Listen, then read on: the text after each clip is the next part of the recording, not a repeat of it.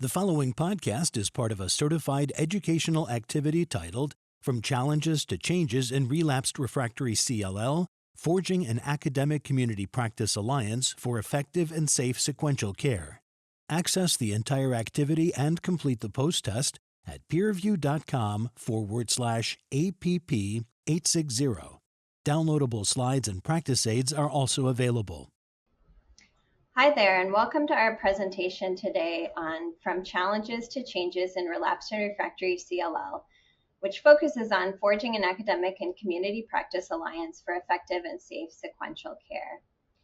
I'm Dr. Debbie Stevens, and I am the director of the CLL program at the University of North Carolina, Chapel Hill, and I'm joined today by my friend and colleague, Dr. Lee Jamison, who is the CLL expert at one of our affiliate sites, the Rex Cancer Center in Raleigh, North Carolina. Thanks for joining us today, Lee. Thank you very much. I'm happy to join you today. Today, we're going to be focusing on the multiple targeted agents that are available in the treatment of CLL. Of course, the first covalent BTK inhibitor that was approved was ibrutinib, and it was approved in 2014. And really, the field and the landscape treatment options for CLL have changed so much in that time period. And we've really highlighted the key agents here, including the next generation BTK inhibitors, acalabrutinib, zanubrutinib, and the most recently approved non-covalent BTK inhibitor, pirtobrutinib. And of course, we also have cellular therapy now approved with liso-cel, which is a CAR T therapy we're going to be highlighting today. This really represents an advancement and the end of frequent use of chemoimmunotherapy for patients with CLL. Also, interestingly, just wanted to point out that as covalent BTK inhibitors were approved, the treatment patterns over time actually show reuse of these agents. So when we think about sequencing, we think, do we use a BTK inhibitor, then a BCL2 inhibitor, vice versa? And it looks like, at least as in the early stages of these agents being available, which has held up until at least 2021 when this paper was published, looks like there's a continuous use of using one covalent BTK inhibitor and switching over to the other covalent BTK inhibitors. Now, in this particular analysis, this was records from Medicare, so it didn't tell us exactly why people were changing.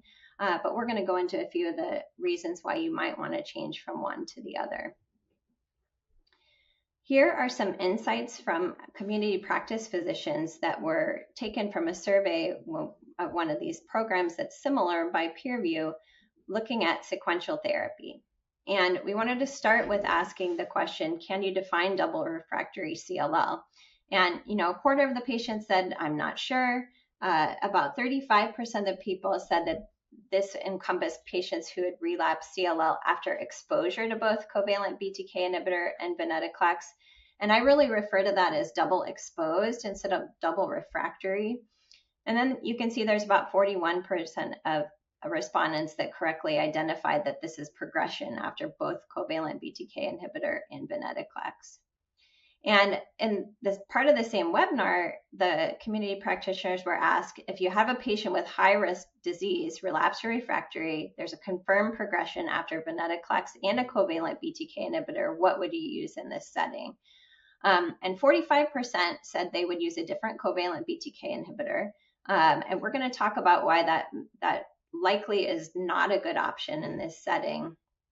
But, over half of the people identified that they would use another method of treatment, including non-covalent BTK inhibitors, PI3 kinase inhibitors, or CAR T cell therapy.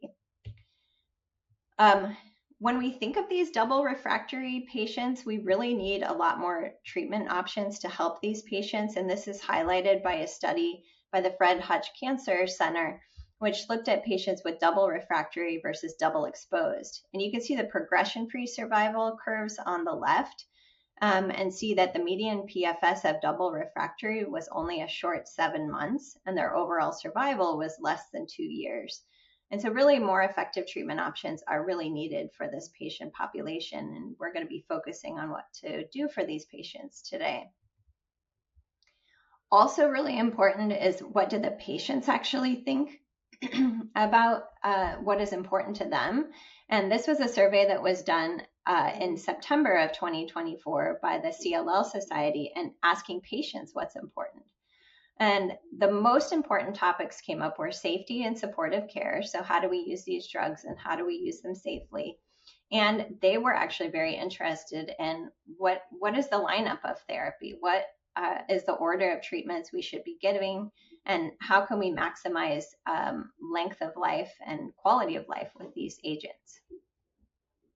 So our goals for today are really to look at patients with relapsed or refractory CLL and help to understand the evidence and guideline updates on these sequential treatments.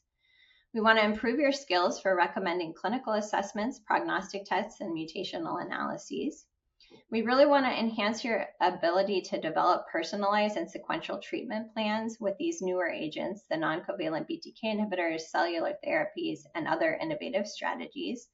And provide with guidance on how to work together with members of the community and your team to ensure safe delivery of care for patients. Just want to take a moment to highlight that the CLL Society provides really excellent resources for both patients and for physicians. And just note that there are patient education toolkits, healthcare provider resource libraries where you can download free patient teaching materials. And I would highly recommend checking out their website, and you can use that QR code to get directly to that spot. Our next section will include some foundations for sequential treatment planning with BTK inhibitors and cellular therapy in relapsed and refractory CLL. The first thing I consider in terms of prognostic indicator is the CLL International Prognostic Index. I really like to have these factors right up front for these patients because one of the key things that this score can predict is actually a median time to first treatment for patients based on their score. It also really helps with progression-free survival once we start therapy. So when you look at this risk score, you can see that there's 5 main components. These are both genetic, biochemical, and clinical parameters. Over on the grade, you see what score each of these factors gets the patients. And so you can see that the most important adverse prognostic factor is presence of deletion 17p and or TP53 mutation. Either of those, you get a 4 for a score, followed by the next highest score, which is IgHV unmutated status or an elevated beta-2 microglobulin, each get you a score of 2, followed by clinical factors of stage, any stage greater than 0 or age greater than 65, you'll get 1 point each. You can calculate this score online. There's multiple calculators available, there's one featured right here. And again, I like to do this at diagnosis because I think it can help with predicting time to first treatment and progression-free survival. When you think about these different prognostic factors, how I think about the IgHV just needs to be done once during a patient's course of CLL. It's clearly associated with shorter time to first treatment. I think it's helpful from a prognostic standpoint for patients. It does limit progression-free survival with both chemoimmunotherapy and venetoclax-based regimens, whereas this doesn't really impact your covalent BTK inhibitor-based regimens. Again, just needs to be done at 1 point during the course of their CLL. The other variables that are listed here are really important. Deletion 17p, TP53, these are not the same thing. And there is a difference between if you have a TP53 mutation, some people do not have a deletion 17p, or vice versa. And so it's important to do both of these tests. And I do them prior to any new therapy. So I do them at diagnosis for prognostic purposes and prior to any new therapy. I also check a patient's karyotype because if they're complex, meaning they have 3 or more different mutations, this is considered an adverse prognostic index. And all of these things, deletion 17p, TP53, complex karyotype, they have shorter time to progression, shorter overall survival when patients experience these high-risk things. There are some resources available on the website, so you can access the tools to get a summary of these or to have them available in your clinic. I want to shift to what the NCCN guidelines say about using BTK inhibitor therapies versus BCL2 inhibitor therapies. And you can see that the categories on the NCCN guidelines include both no deletion 17p or TP53 and patients with deletion 17p or TP53. But you can also see that they're actually almost exactly the same recommendations. We're still looking at second generation BTK inhibitors like acalabrutinib or zanubrutinib, or a BCL2 inhibitor, venetoclax with obinutuzumab in the frontline setting.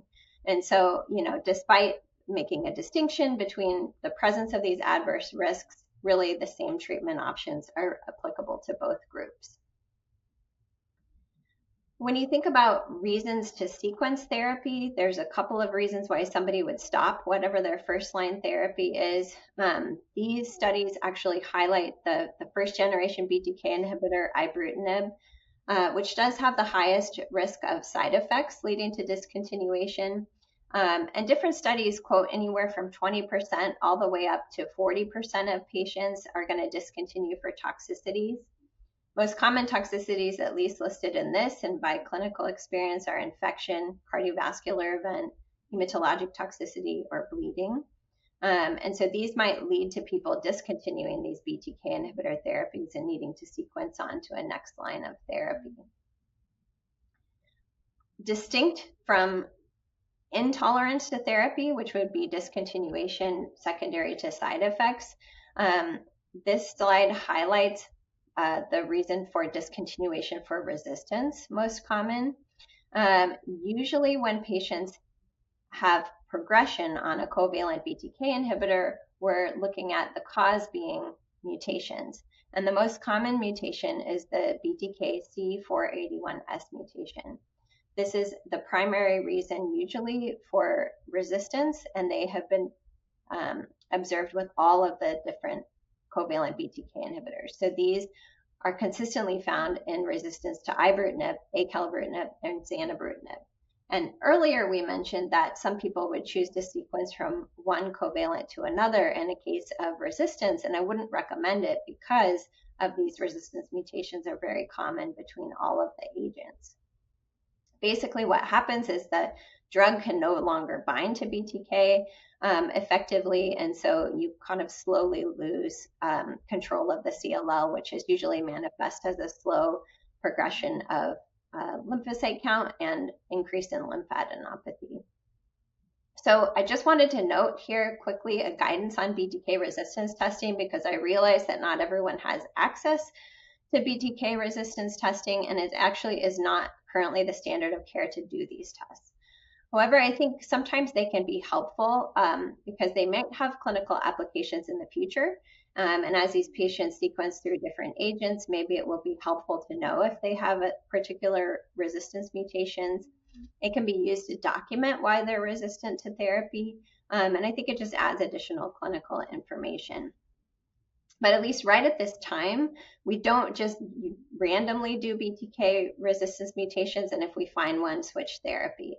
Because even if patients do have a resistance mutation, sometimes they can maintain on the same therapy for a while before clinical symptoms develop, indicating that you need to switch therapy.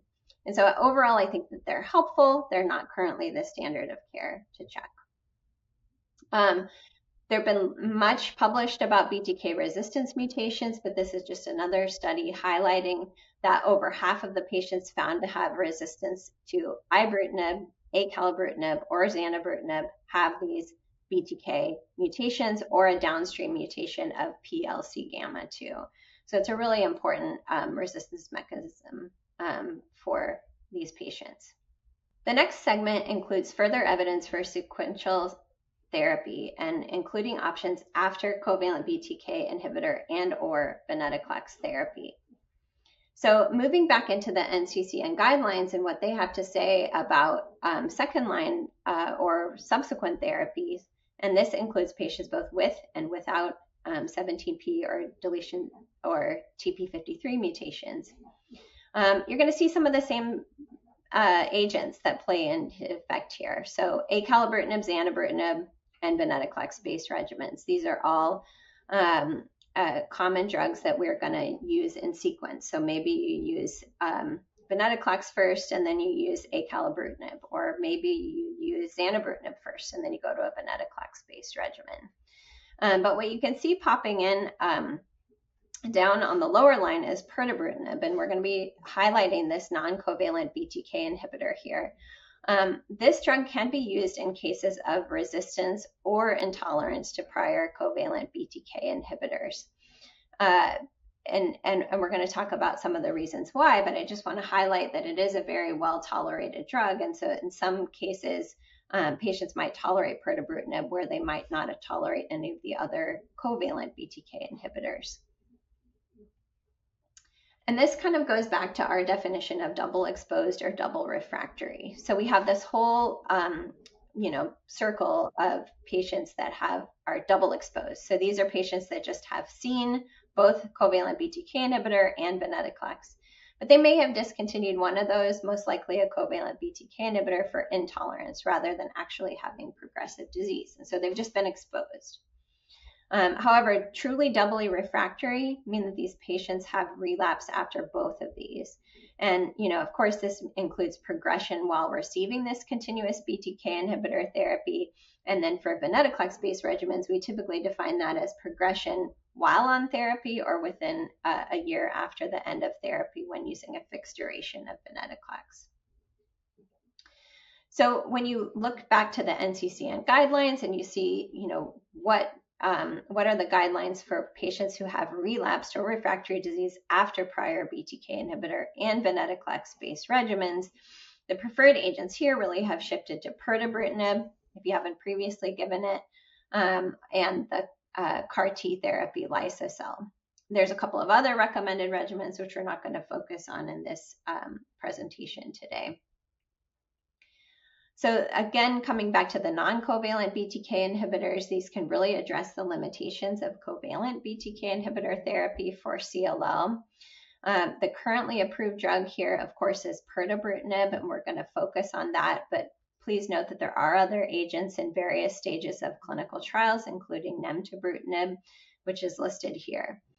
So really important, and I think it's important to understand why non-covalent BTK inhibitors can overcome the resistance to covalent BTK inhibitors because of their reversible binding to BTK. And so what I'd like to do is move into viewing a short video to learn more about BTK resistance and binding mechanisms of the covalent versus non-covalent BTK inhibitors. Let's take a closer look at this specific enzyme, BTK, and its role in B-cell malignancies. In malignant B cells, BTK can become overexpressed. With overexpression, it becomes persistently activated, initiating a signal cascade. This leads to proliferation of the malignant cell, allowing it to thrive, resulting in patients having disease progression. Covalent BTK inhibitors, such as ibrutinib, acalabrutinib, and zanubrutinib, are dependent on binding the BTK site at a specific location in an irreversible fashion, resulting in inhibition of BTK activation. These drugs are incredibly effective for patients with B-cell malignancies, but unfortunately, resistance can occur. The most common resistance pathway identified is a mutation specifically at the C481 site, which makes it difficult for covalent BTK inhibitors to bind. This is the most common mechanism for covalent BTKI resistance in CLL and affects all agents in this class.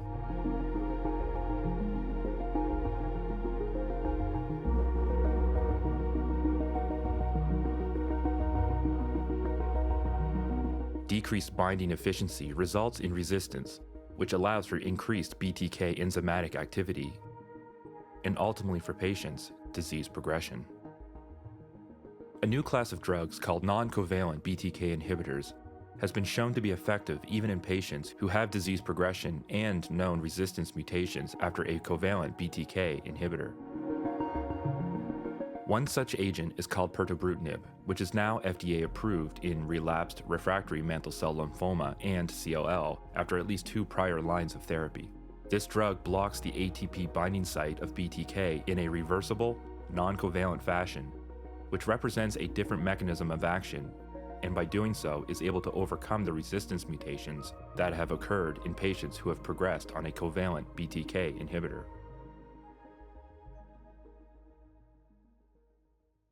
So coming back to the data about pirtobrutinib, a really key study is the Bruin study, which was our first look at how well pirtobrutinib works for patients with relapsed or refractory CLL. So this study had a median follow-up of a little over 2 years, and it shows patients who had a prior covalent BTK inhibitor still had an overall response rate to pirtobrutinib of almost 82%, which is really impressive. Now you'll see the different responses, including that the complete response rate is low. That is classic for all of the BTK inhibitors, so that is not unexpected. Looking at the median progression-free survival, so these patients are getting almost 2 years out of a non-covalent BTK inhibitor, pirtobrutinib, after receiving a covalent one. A lot of these patients are really heavily pretreated, and you can see if they had not received venetoclax previously, they actually have a little bit longer median progression-free survival than if they were venetoclax exposed, which is about 16 months, what they found of their median progression-free survival. A really important study that was first presented at ASH 2024 was the Bruin CLL study, and this looks at the 321 study really looks at second line and beyond therapy with pirtobrutinib. And what they did is they took a large group, 238 patients that had one or more prior therapies. They randomized them to either pirtobrutinib 200 milligram once daily, or they could do investigator's choice. So either idelalisib plus rituximab or bendamustine and rituximab. Patients across both arms received a median of 3 prior therapies before enrolling, although there was quite a big range. So it could be 1 prior therapy versus 13 prior therapies. All of the patients had received prior covalent BTK inhibitor, and half of them had received prior venetoclax, and it was a high-risk patient population. But you can see the pirtobrutinib arm is the red arm here, and the investigator's choice, idelalisib and BR, is the black arm. And you can see a really significant improvement in progression-free survival by using pirtobrutinib in this population. And in fact, they found that pirtobrutinib reduced the risk of progression or death by 46%. So really great improvement. And when you break out and look at all the different subgroups, subgroups that we just talked about were higher risk subgroups, the majority of these groups actually favor pirtobrutinib, and so that's why these are shifted to the left. When you look at time to next treatment, you're also seeing a really prolonged period of time to next treatment with pirtobrutinib compared to investigator's choice.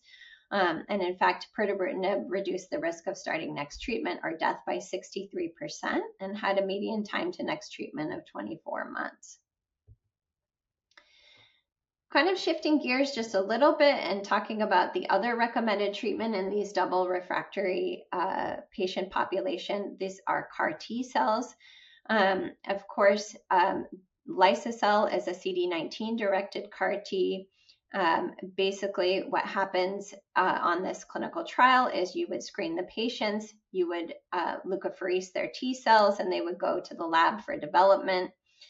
Patients would get lymphodepletion with fludarabine and cytoxin therapy, and then receive liso-cel. And the follow-up of the study has been presented. And these patients, it's important to note that they had no response or they were ineligible for BTK inhibitor therapy.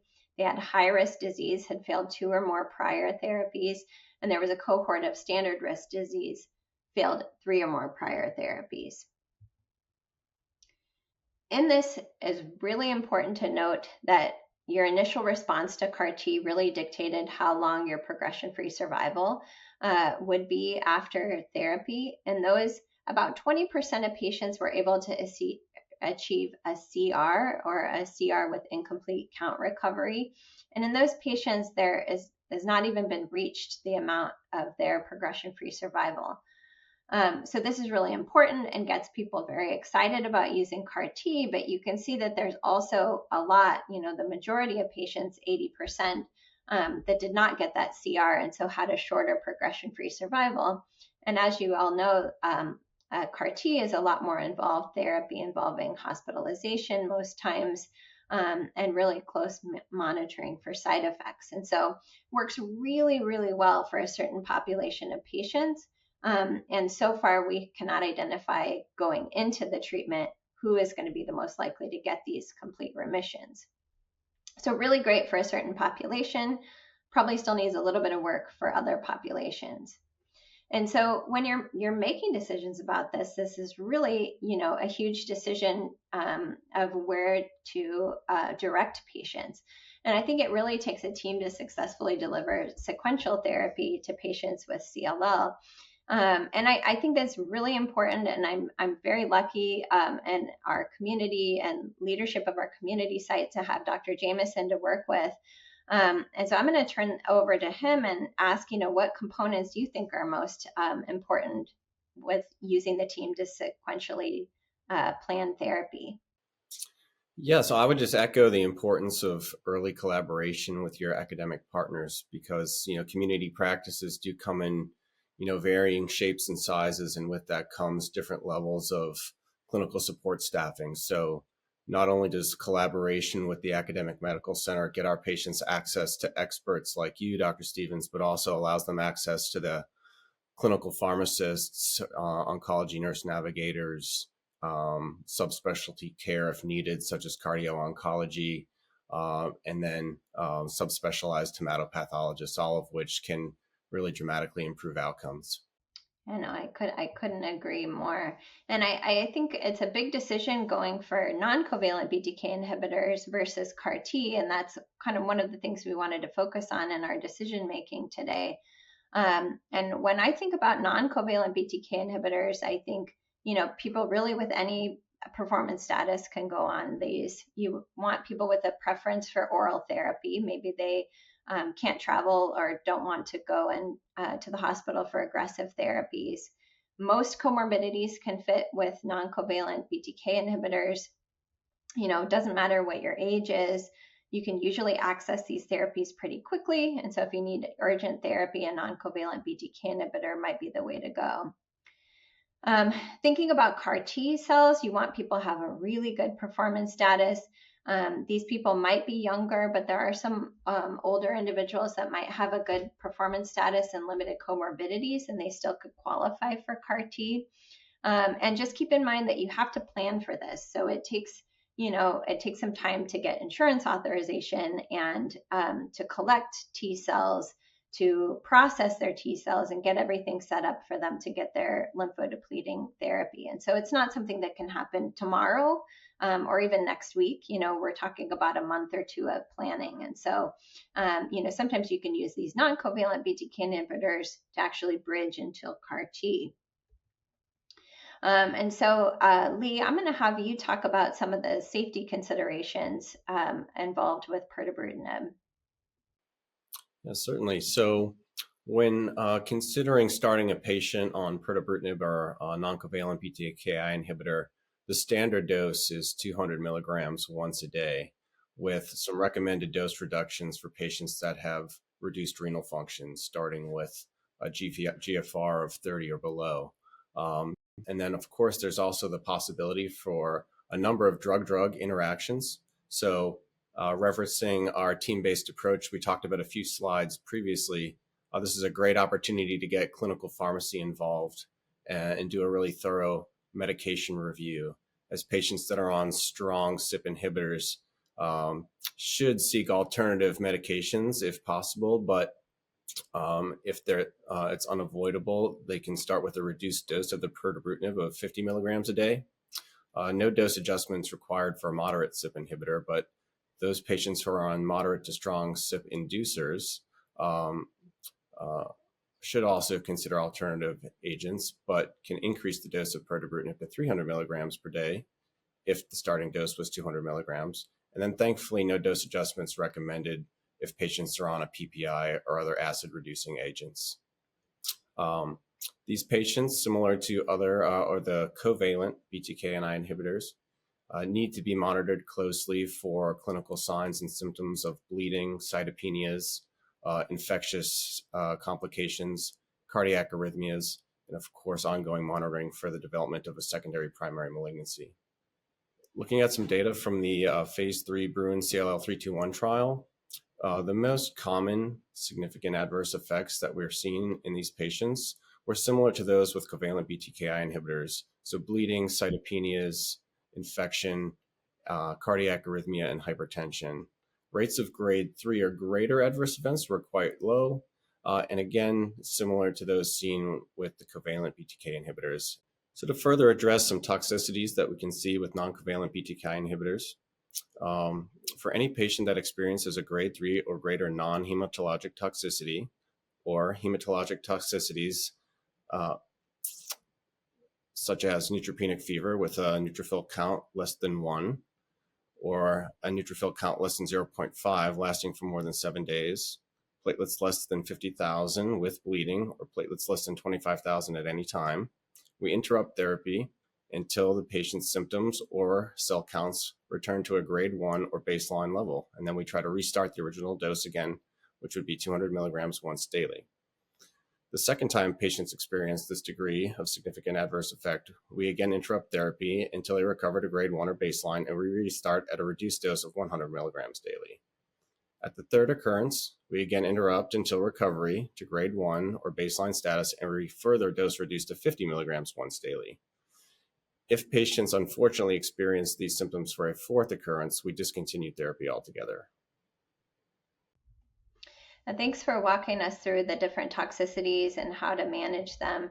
I do find that these non-covalent BTK inhibitors are quite well tolerated, and most patients are able to tolerate them with the management strategies that you have described. When you look at, there are some unique toxicities of the other therapy, the cellular therapy. So really shifting our focus back to CAR T cell therapy, and these can have some really significant toxicities that need to be monitored very closely for. And of course, you all are aware of cytokine release syndrome, or CRS, and neurologic toxicity. And when you're managing this in the clinical trial that approved the liso-cel, 2/3 of patients needed to receive tocilizumab or corticosteroids or both. So it's really important that these patients are managed at a transplant center or someone who is used to identifying and managing these side effects. Looking out for the typical onset of these can happen anywhere from 1 day to about 2 weeks after infusion.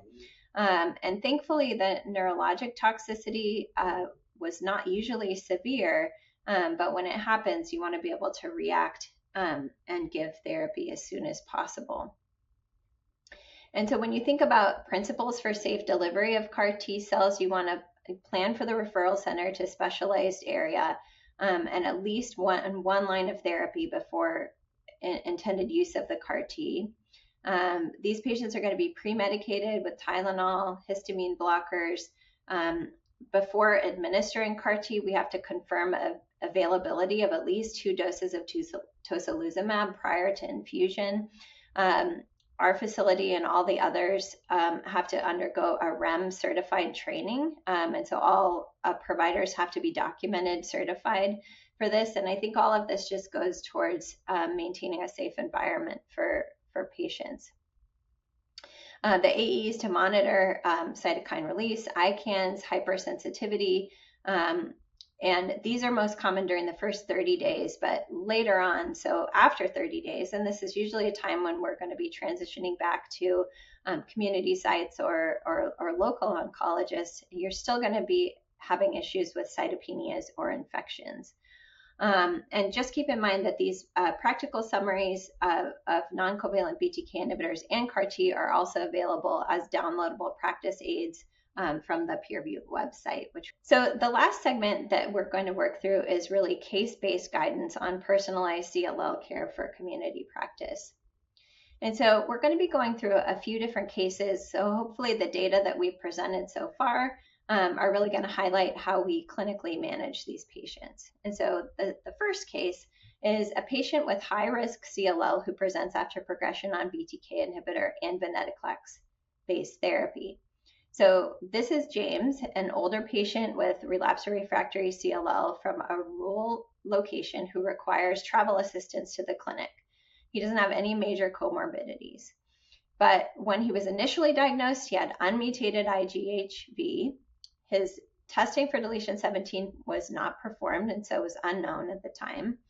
And in treatment history, in first line, he got venetoclax and obinutuzumab for a year, and this was followed by a 1-year remission, and so relatively short remission time.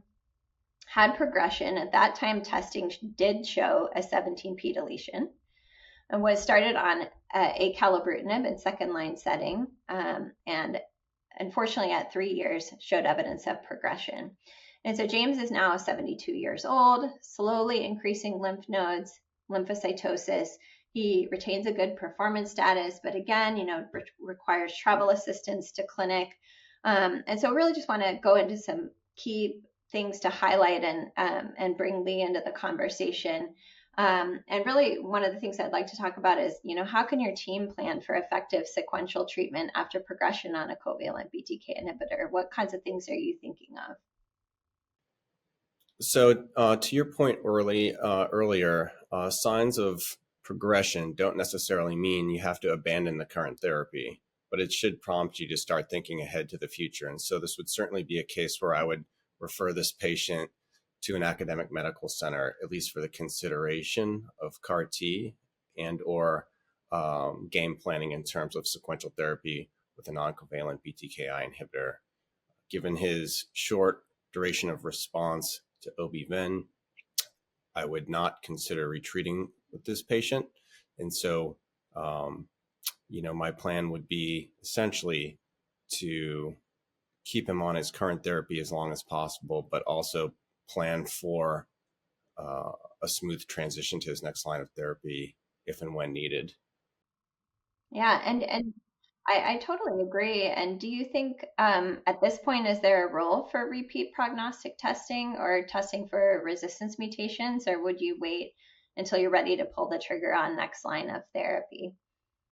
I think now is an appropriate time for repeat prognostic testing. As you mentioned, anytime you're considering next line of therapy, it's appropriate to retest for for 17p deletions or TP53 mutations. In a community setting, I probably would not test for a resistance mutation, but use more his clinical progression as evidence that he's in need of a different type of therapy. Yeah, I agree. And, as we talked about, on some previous slides, sometimes I will do the resistance testing, but it's not really to change my therapy. It's just to document, hey, I don't want to give this guy, for example, zanubrutinib if they have a C481S mutation. And so maybe I'm kind of thinking of that in terms of planning for next line of therapy, or, maybe just to document why they are resistant to therapy. So I think, Lee, you brought up some really great points, and you've really described some great factors that influence your treatment decisions, including, waiting until time of return of clinical symptoms before you actually make a change in therapy.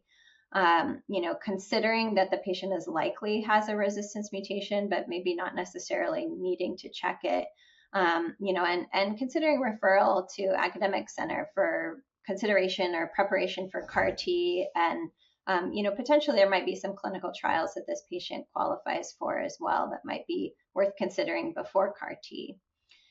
And so I think, one of the key questions that people ask is, would you stay on acalabrutinib or switch to zanubrutinib at this point? And so I think you've already answered that a little bit, but let's just highlight what you would do in this situation. Yeah, I tend to think of acalabrutinib as one of the better tolerated second-generation covalent BTKI inhibitors. And so if he's progressing on that, again, it's most likely due to the development of a resistance mutation. And so I would prefer to switch to a alternative therapy such as a non-covalent or CAR T rather than cycle through additional covalent BTKI inhibitors at this point. Yeah, I think that's absolutely right. And you mentioned, would you retreat with venetoclax? And I think there's very much a gray area right now in terms of, how do we know when somebody is truly refractory to venetoclax? And I think we all agree that if somebody progresses while they are receiving venetoclax, that they are refractory. This guy was kind of in a gray area that he had a year of remission. And so I tend to find that remissions are shorter if you do retreatment. And so, how short is it? It doesn't even make sense to do it because, sometimes people might have just a really short remission with venetoclax if you retreat. But, I agree this guy is kind of like on that borderline. And I think definitely, and I'd love to hear what you think. I think if somebody has had a 2-year remission, I certainly would be interested in considering retreatment. But, this guy's a little bit in a gray zone, and I don't know if you have a time frame you would reconsider. Yeah, I would agree with your kind of timetables there. Certainly a year or less. I'm hesitant to re-challenge with a venetoclax regimen. Those regimens are a year in length, and so ideally you'd like to be, the remission to be at least, if not longer than the treatment. It's a more intense treatment. It's not as well tolerated. So to put somebody through it twice, you really want to make sure they're going to have a durable result. So I think 2 years is a good kind of benchmark to use as the measurement of whether or not I would consider re-challenging. Yeah, I agree. And I think, then we kind of transition into this phase. Let's say clinical trials not available, and we're thinking pirtobrutinib versus CAR T. And now this is a gentleman, he's 72. He's got good performance status, but he might have some logistical complications. So how does that influence your next steps? Certainly, the location where he lives is something that we need to consider. Thankfully, a lot of academic medical centers do have temporary lodging available. And so that may not be as big of a hurdle to overcome in some circumstances. But what works against you up front with CAR T can work for you in the long run. It tends to be more intense up front with a lot of visits and a lot of travel requirements, but it's also a one-time therapy. And so in the long term, if he's one of those lucky 20% that achieves a long-term remission, he may actually require less contact moving forward. Yeah, no, those are great points. And I think a lot of people get intimidated by that upfront thought of, gosh, you got to, most times sites require that patients stay locally for, around 30 days. And some people might get intimidated by that. But really, when you look at it, if they do get a remission, then they could be, living locally and managing anything that comes up for a long time after this.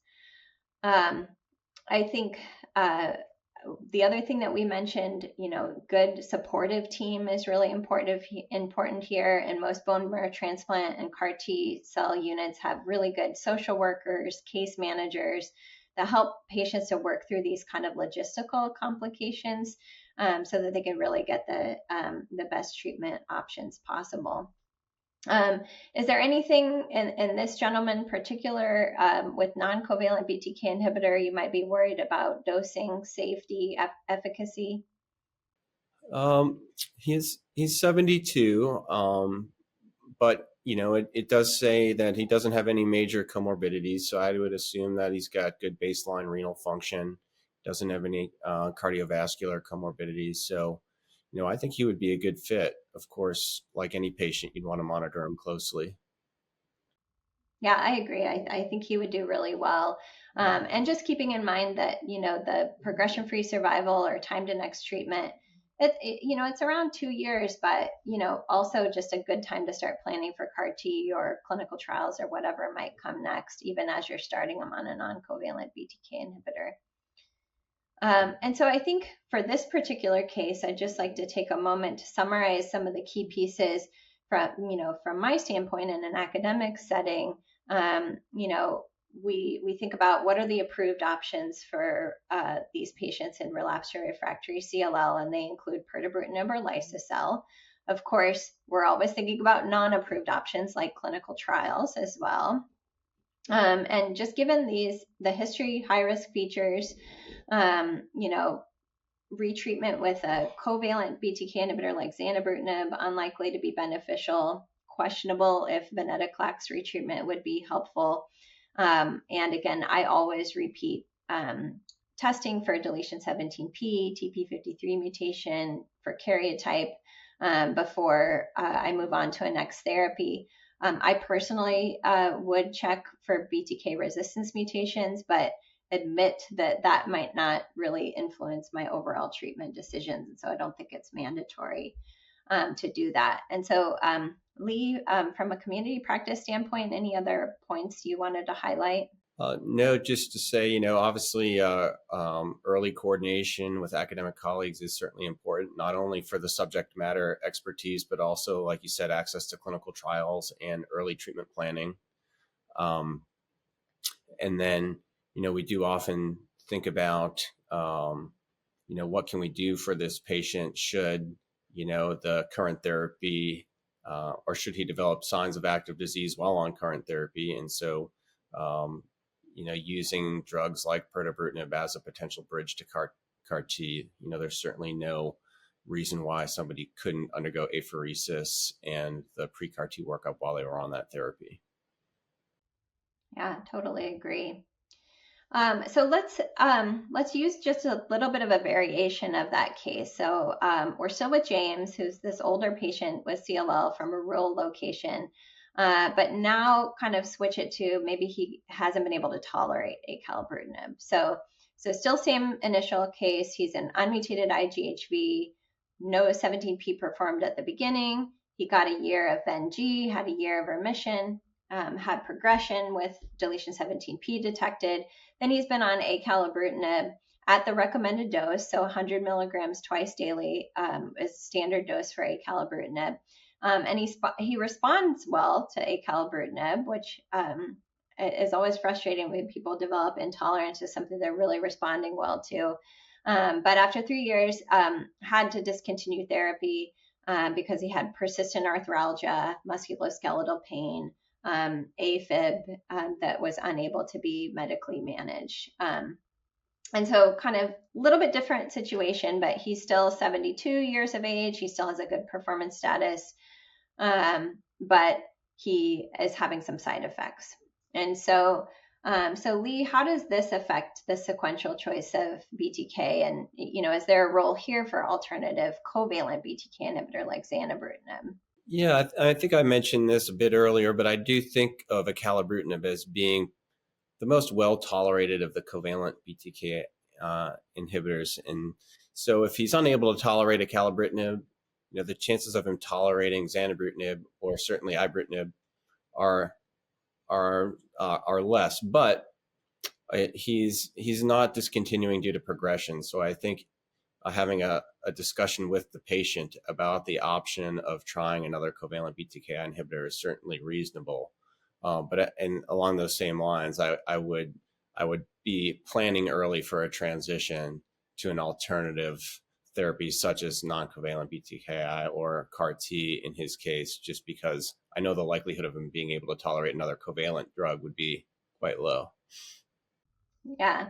And I mean, I agree. I mean, there are, a few data that show, patients who were on acalabrutinib or ibrutinib could transition to zanubrutinib, but, there's also a chance of recurrence of those same side effects. And so, of course, also that all of the side effects like the arthralgias and, GI side effects, things like that are going to be highest when you first start something. So sometimes you transition to zanubrutinib and people think, oh, gosh, I can't tolerate this because they get all of those initial side effects. But sometimes if you keep them on for a month or two, if you can convince them to stay on for a month or two, maybe they could tolerate zanubrutinib. But, I agree. I would think about and maybe even try zanubrutinib, but then, plan for alternate therapies. And let's say, would you say there's a role for non-covalent BTK inhibitor right now? Would you potentially recommend pirtobrutinib at this point for the patient?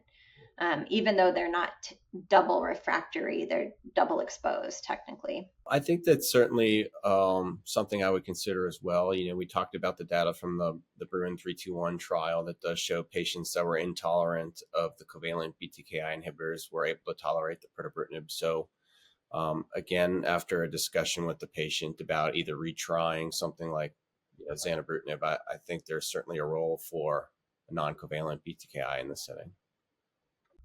Yeah, and we presented a little data on that Bruin 321 study, and it looked at people even who were prior to venetoclax-based therapy did pretty well on pirtobrutinib. And so, based on that phase 3 study, we may see a approval of pirtobrutinib even earlier in CLL. So I think it's always worth considering, especially because the side effect profile is really, really great.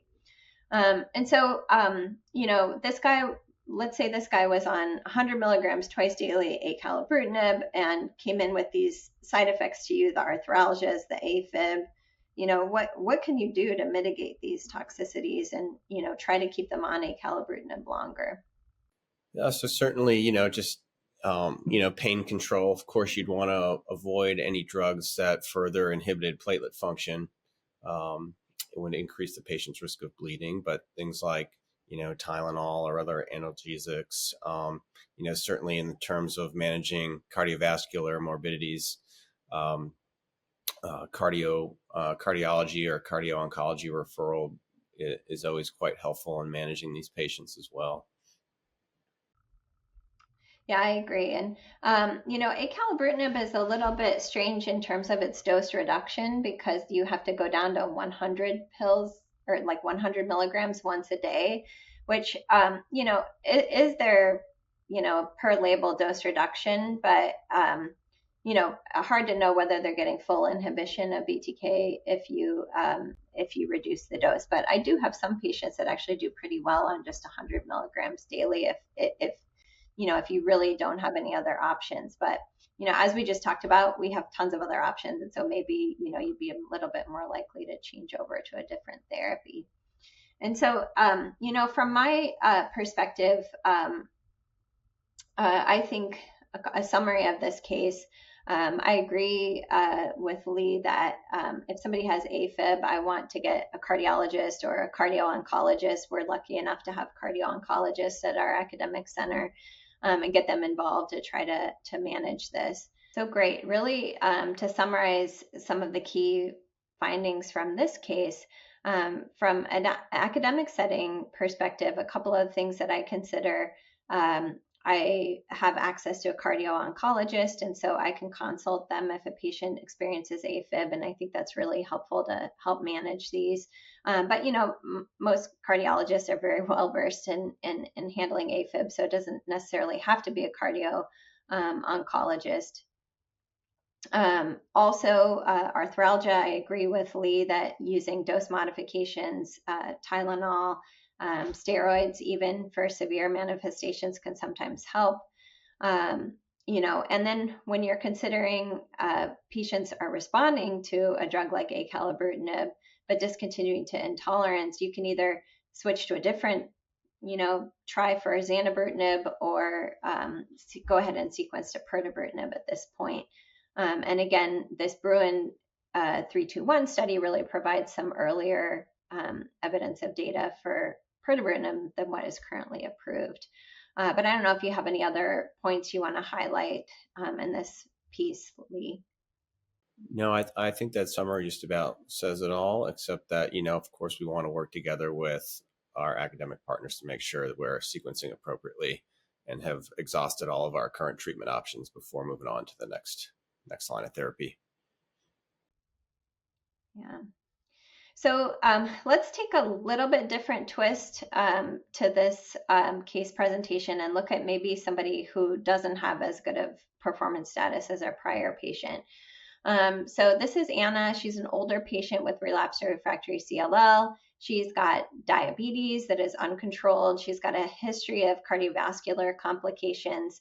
Her initial diagnosis, she had unmutated IgHV with complex karyotype, but no deletion 17p, and was initially started on ibrutinib, but then had persistent atrial fibrillation and got transitioned to acalabrutinib, had a 4-year remission with that, and then had clinical progression with testing confirming presence of BTK C481S mutation. She got transitioned over to venetoclax and rituximab and actually had progression after only about 10 months after the end of therapy. And so now Anna, she is 80 years old, and she has a declining functional status, so performance status of 2.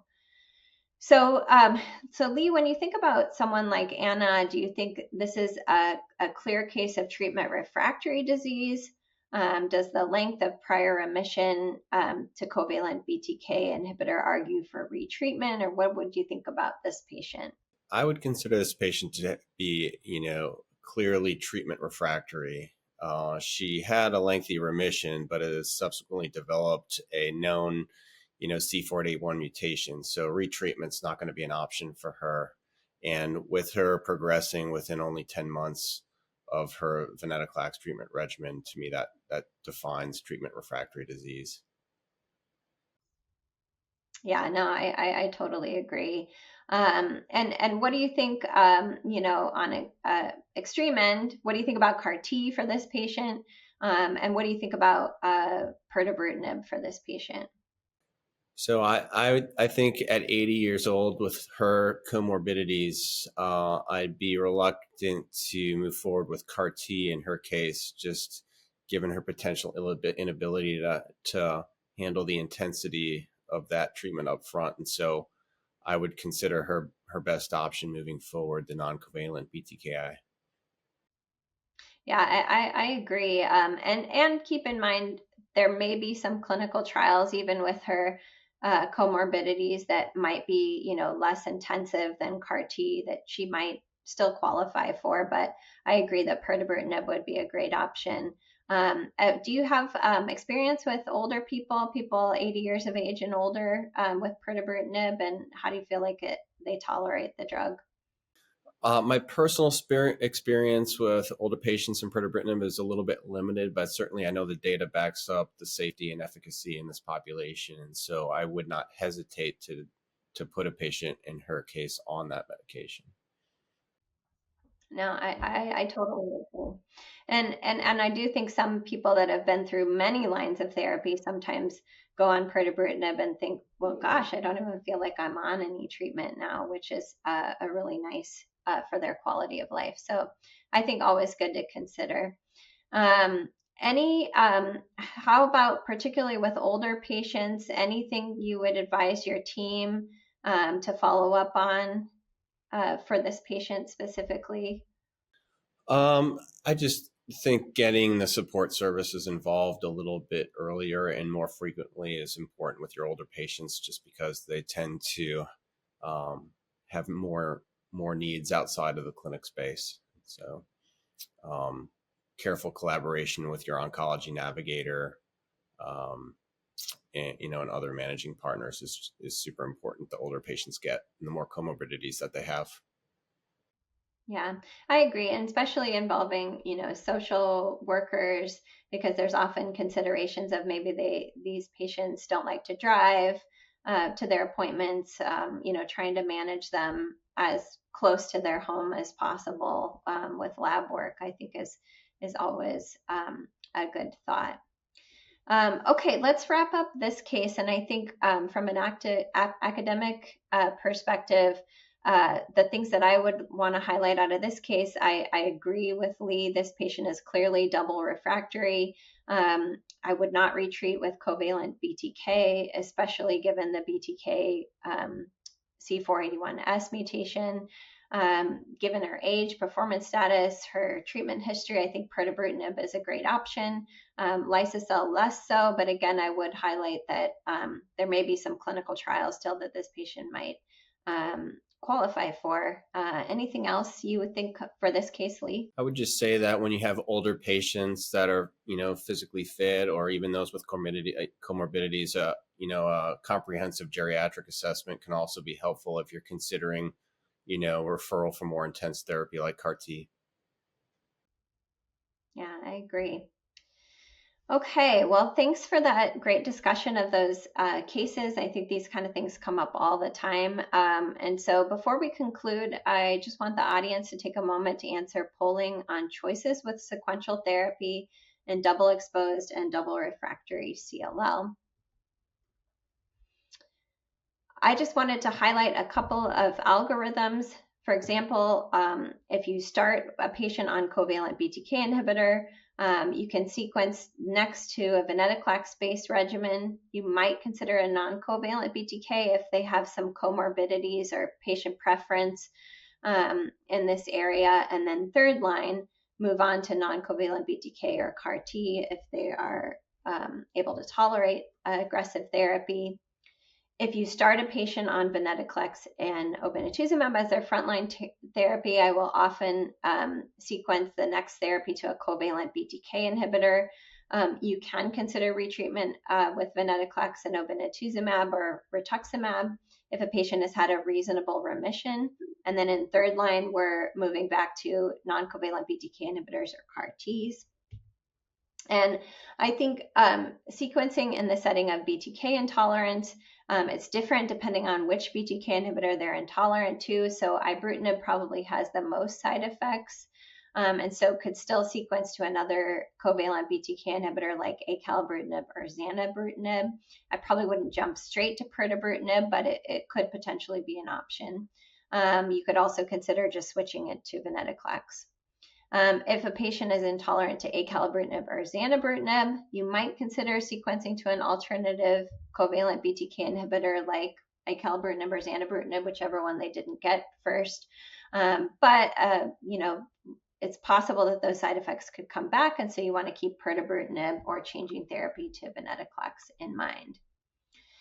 And so I think from my standpoint, I just want to take a couple of minutes to sum up some thoughts we had on sequential therapy and involving the academic and community partnership. And I think for selection of subsequent lines of therapy, most important considerations are: what was the prior therapy? Why did they discontinue? If they had a time-limited therapy, what was the duration of response after therapy?